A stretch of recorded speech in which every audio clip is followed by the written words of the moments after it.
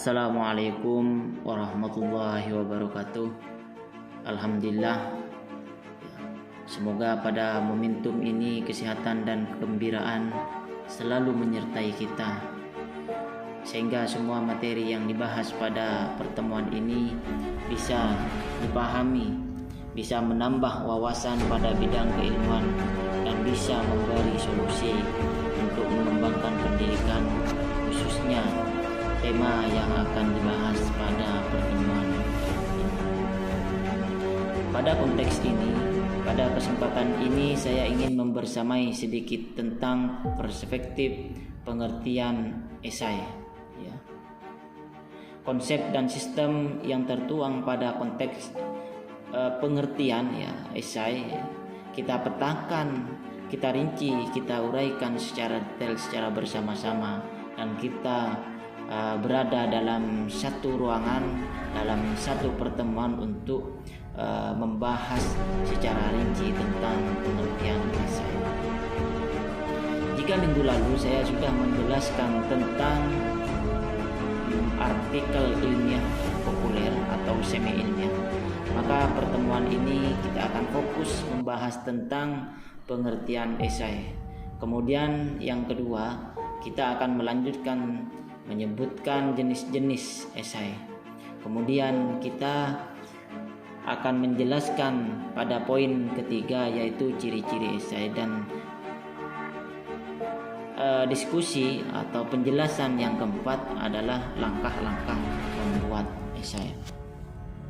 Para mahasiswa-mahasiswi yang saya banggakan, dari paparan materi tentang pengertian esai, kemudian jenis sampai ciri-ciri dan sampai pada langkahnya, ada beberapa poin yang menjadi perhatian khusus sebagai indikator pada mata kuliah ini, dan ini sebagai acuan standarisasi ketercapaian materi pada hari ini.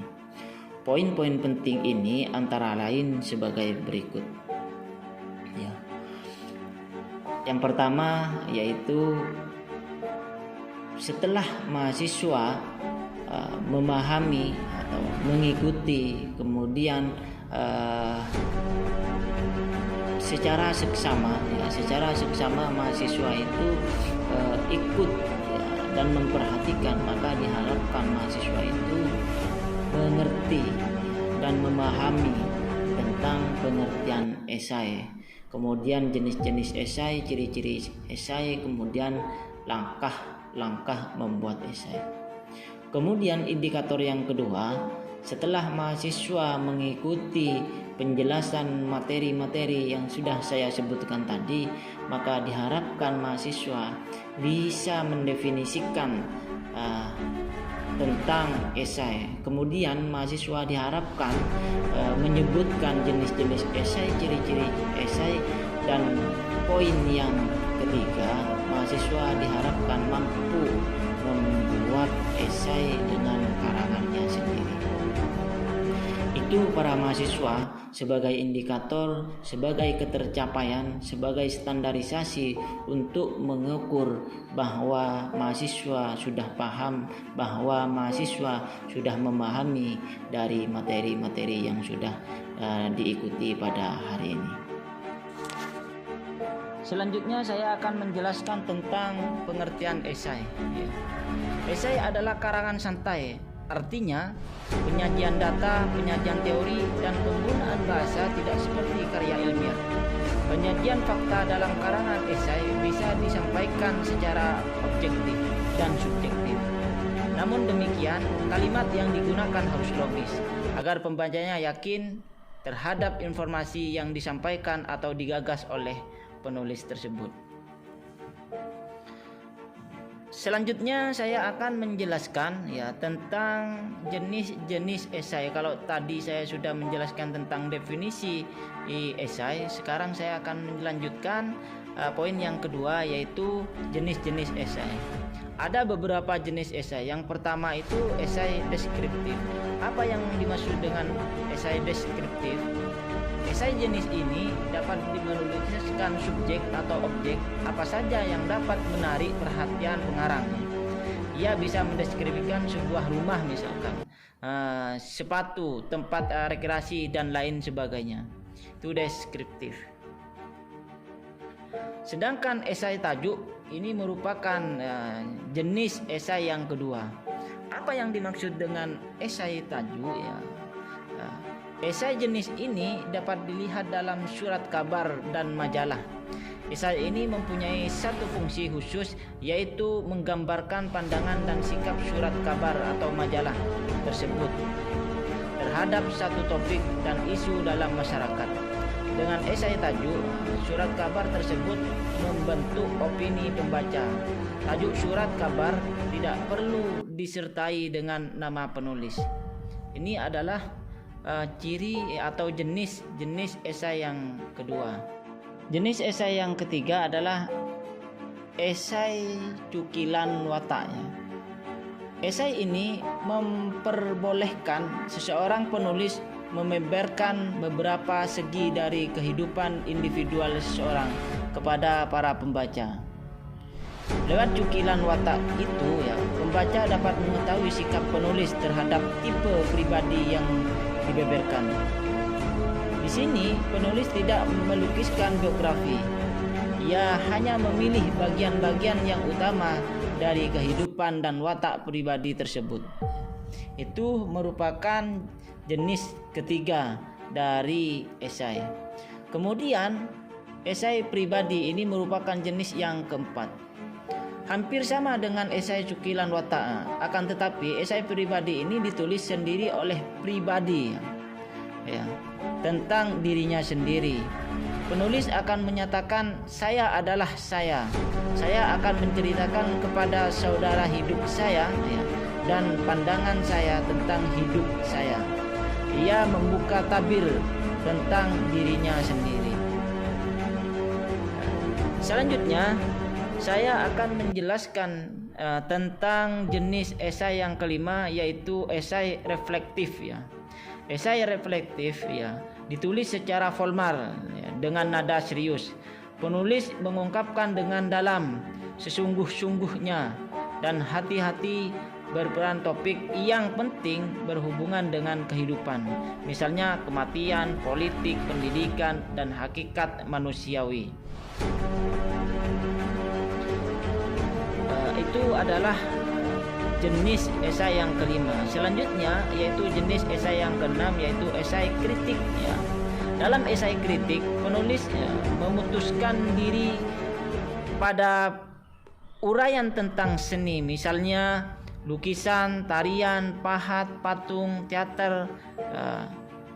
Esai kritik bisa ditulis tentang seni tradisional ya. Pekerjaan seorang seniman pada masa lampau, misalnya tentang seni komputer misalkan. Esai ini ya membangkitkan kesadaran ya pembaca tentang pikiran dan perasaan penulis tentang karya seni. Kritik yang menyangkut karya sastra disebut kritik sastra ya. Itu tentang jenis-jenis esai. Kemudian selanjutnya saya akan menjelaskan tentang ciri-ciri esai.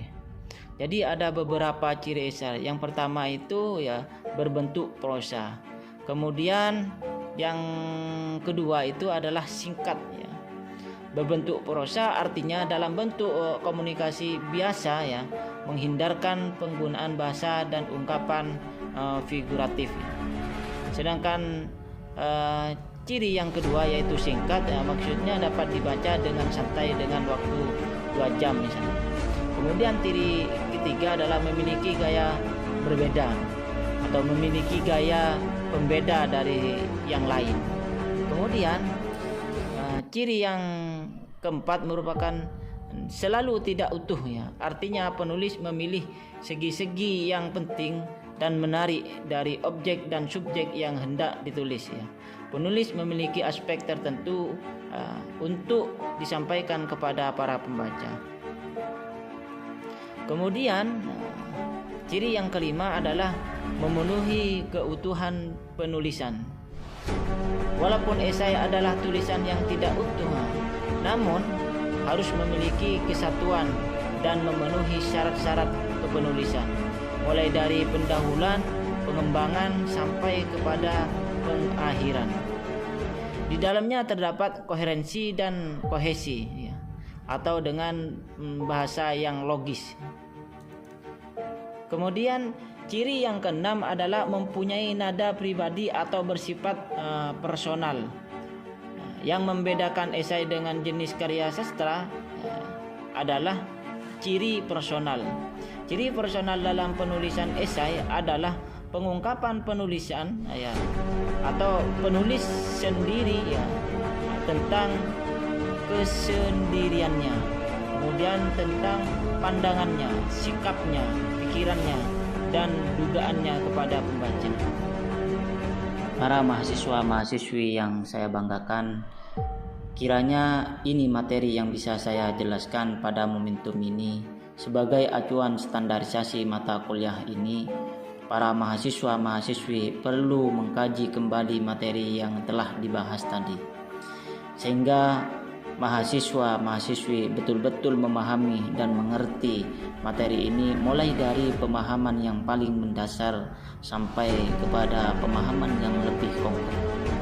Dan harapan saya sebagai dosen, kiranya mahasiswa-mahasiswi adanya diskusi ini mampu memetik dan menambah wawasan secara akademik dan non-akademik sebagai solusi untuk memecahkan problem dari segala problem yang ada, khususnya yaitu problematika secara akademik, yaitu di perkuliahan. Sampai ketemu minggu depan dengan pembahasan materi selanjutnya. Kiranya sebelum perkuliahan minggu depan dilaksanakan, mahasiswa sudah menyelesaikan tugas yang telah diberikan. Mahasiswa-mahasiswi yang saya banggakan, kiranya ini yang bisa didiskusikan pada hari ini. Akhiran wabillahi taufik wal hidayah. Wassalamualaikum warahmatullahi wabarakatuh.